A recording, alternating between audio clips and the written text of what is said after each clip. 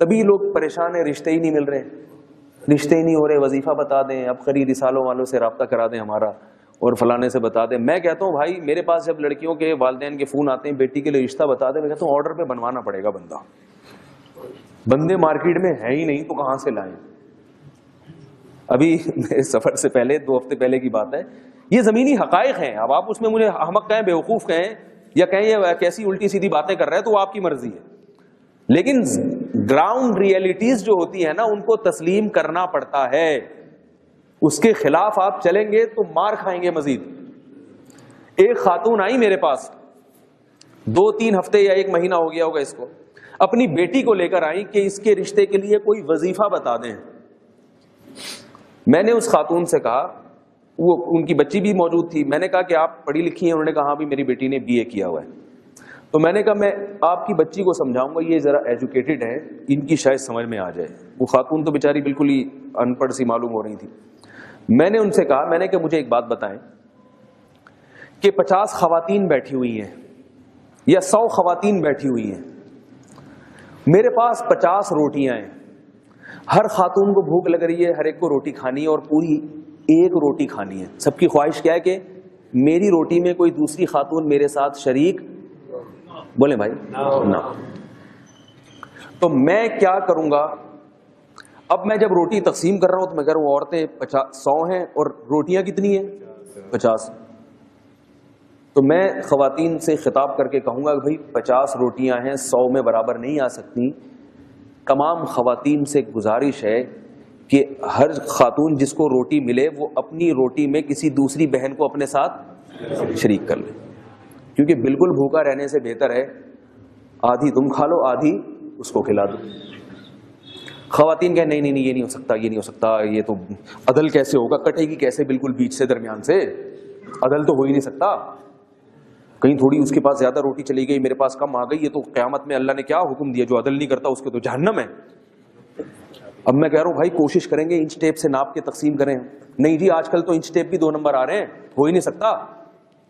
حضرت مولانا اشرف علی تھانوی نہیں عدل کر سکے تھے، وہ تربوز کو ایسے درمیان سے کاٹتے تھے، تو آج کون عدل کرے گا؟ ناممکن ہے. اس کا مطلب کیا ہے؟ 50 کو کھلاؤ 50 کو بھوکا مار دو، یہی مطلب ہوا کہ نہیں ہوا؟ بہت مشکل ہے سمجھانا، کیا کریں. تو میں نے اس خاتون سے کہا کہ میں وہ 50 روٹیاں آپ کی اس تحریک سے متاثر ہو کر کہ دوسرا شریک نہ ہو، میں نے 50 خواتین کو دے دی اور باقی 50 بیٹھی ہوئی ہیں. ان کو جب روٹی نہیں مل رہی تو وہ کہہ رہی ہے کسی نے کچھ کر دیا ہے ہمارے اوپر، بندش لگا دی ہے، فلاں بابا نے بندش لگا دی، میری نند نے میری جو ہے نا وہ بھابھی جو ہے نا اس نے یہ میرے ساتھ کی ہے، وہ مجھ سے پہلی ٹیڑھی آنکھوں سے دیکھی، اس نے جادو کروایا جو میرے رشتے ہی نہیں ہو رہے. بھائی ہے ہی نہیں، روٹی ہے ہی نہیں تو کہاں سے ملے گی؟ خدا کی قسم دعاؤں سے بھی مسئلہ حل نہیں ہوگا، اللہ کی قسم اٹھا کے بولتا ہوں. فطرت نے، اللہ نے جس چیز کا جو حل رکھا ہے وہ حل اختیار کریں گے پھر دعا قبول ہوتی ہے. حل اختیار کر ہی نہیں رہے، اس کا جو اللہ نے حل رکھا ہے وہ کر ہی نہیں، تو الٹے لٹک کے دعائیں مانگتے رہیں، آپ روتے رہیں ساری رات تہجد میں، خدا کی قسم دعا قبول نہیں ہوگی.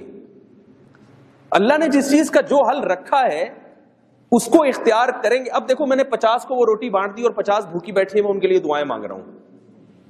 بیوقوفی کی بات ہے یا نہیں؟ اللہ بھی کہیں گے کہ جب تیرے پاس تھی تو آدھی آدھی ڈیوائڈ کر کے دے دیتا ان کو. بھائی پھر جو آدھا خالی پیٹ رہ جاتا اس میں دعا مانگتا کہ اللہ جو میرے بس میں تھا وہ میں نے کر دیا ہے، پورا پیٹ ان کا نہیں بھرا تو اس آدھی میں اتنی برکت دے دے کہ آدھی روٹی پوری روٹی کا کام دے.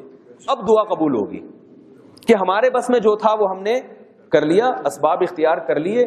اب جو چیز ہمارے بس میں نہیں ہے وہ ہم کس سے مانگیں؟ اللہ سے مانگیں.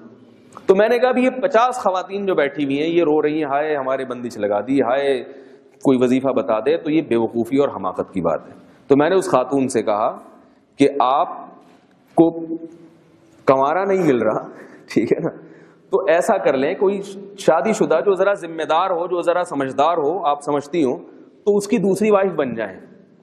وہ ایسا لگتا ہے جیسے بہت زور سے کرنٹ نہیں لگتا، ایسا کرنٹ ہل جاتے ہیں پورے.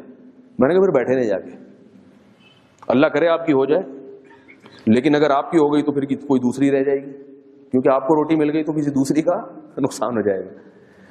تو یہ ایک حقیقت ہے کہ جو زمینی اسباب ہیں جب تک آپ وہ اختیار نہیں کریں گے تو اللہ پہ توکل بھی جائز نہیں ہے اور دعائیں بھی آپ کے کام نہیں آئیں گی.